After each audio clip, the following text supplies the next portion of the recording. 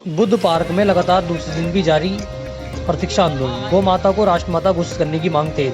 हल्द्वानी के बुद्ध पार्क में गोरक्षा समिति का प्रतीक्षा आंदोलन दूसरे दिन भी जारी रहा। ये सुबह 10 बजे से शाम 4 बजे तक शांतिपूर्ण रूप से चला। मंगलवार को भी धरना हुआ था और जल्द ही हस्ताक्षर अभियान शुरू होगा। समिति ने कहा कि आंदोलन शंकराचार्य जी के आदेश या सरकार के फैसले तक जारी रहेगा। तो आइए जानते हैं जनवार्ता न्यूज की खास रिपोर्ट में। आज 2 दिन हो गया है इस आंदोलन को, तो आगे की क्या आपकी रणनीति रहेगी भाई साहब? देखिए, अभी इस बैठक को, इस प्रतीक्षा को एक आंदोलन का नाम देना अति चूकी हो जाएगी, इसलिए मैं इसको आंदोलन नहीं कहूंगा। क्योंकि हम लोग यहाँ पर बैठ रहे हैं, हम प्रतिदिन या तो ये प्रतीक्षा कर रहे हैं कि केंद्र सरकार गाय को राष्ट्रमाता बना दे। जी बताइए। या तो केंद्र सरकार गौ माता को राष्ट्रमाता घोषित कर दे, अथवा भगवान शंकराचार्य जी देश की जनता का जब भी आह्वान करेंगे गौ माता को राष्ट्रमाता बनाने के लिए जो आंदोलन करना है, तो हम आपको विश्वास दिलाते हैं इस बुद्ध पार्क के अंदर उस दिन पैर रखने की जगह नहीं होगी। जिस तरीके से दिल्ली में भी हमने मीडिया के माध्यम से देखा, सोशल मीडिया के माध्यम से देखा, जब भगवान शंकराचार्य जी ने दिल्ली रामलीला मैदान में बैठने की अनुमति ली 17 मार्च को, कल का दिन जो था, तो अंततः सारे गुप्तचर विभागों की रिपोर्ट के आधार पर सरकार ने उस अनुमति को निरस्त कर दिया, उसको खारिज कर दिया और भगवान शंकराचार्य जी को वहां पर सड़कों पे भी यात्रा भी नहीं करने दी, वहां पर भी बैरिकेडिंग लगा के उनको रोका किया। और उसके पीछे तर्क ये दिया गया कि दिल्ली के अंदर लॉ एंड ऑर्डर की समस्या पैदा हो जाएगी।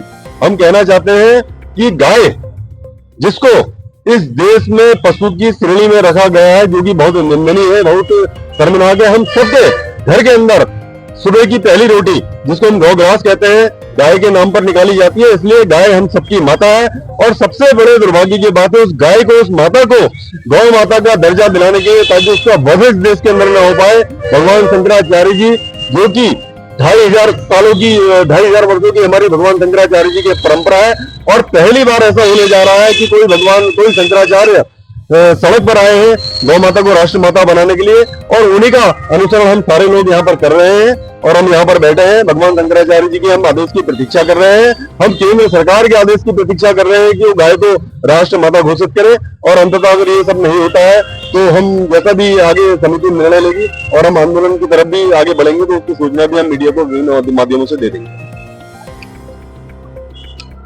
डिम्पल जी, आगे की रणनीति थोड़ा हस्ताक्षर अभियान की भी आप लोगों की, तो इस पर क्या कहेंगे? देखिए, हमारी हस्ताक्षर अभियान के जो है उसको हम लोग यहाँ पर हल्द्वानी शहर में किसी को आमंत्रण नहीं दे रहे हैं। फिलहाल सब अपने आप से स्वेच्छा से, जो गौ भक्त है, जो अपनी माँ को माँ समझता है, और राष्ट्र माता हमारी गौ माता की हमारी जो मांग है भगवान शंकराचार्य जी की, तो उस हस्ताक्षर अभियान को हम किसी पार्टी विशेष के में न सौंप करके उसको भगवान शंकराचार्य जी को ही सौंपेंगे कि उनके समर्थन के लिए हम लोग यहाँ पर बैठे हुए प्रतीक्षा कार्यक्रम में बैठे हैं।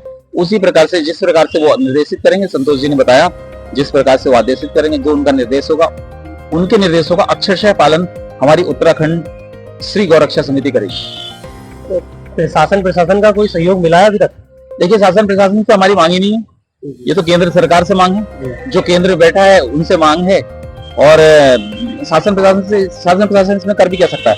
शासन प्रशासन से हमारा ये है, जो उत्तराखंड श्री गौरक्षा समिति जो कार्य करेगी, इसमें शासन प्रशासन में आपको जो हमारे क्षेत्र में जो दिखती है गौ माताएं, जो गौवंश है, जो इधर उधर भटकते हुए दिखते हैं या जिनको छोड़ दिया जाता है, जिनकी दुर्दशा हो रही है, तो उनके लिए हम लोग यहाँ प्रशासन पर दबाव बनाएंगे कि उनकी एक सही व्यवस्था होती जाए।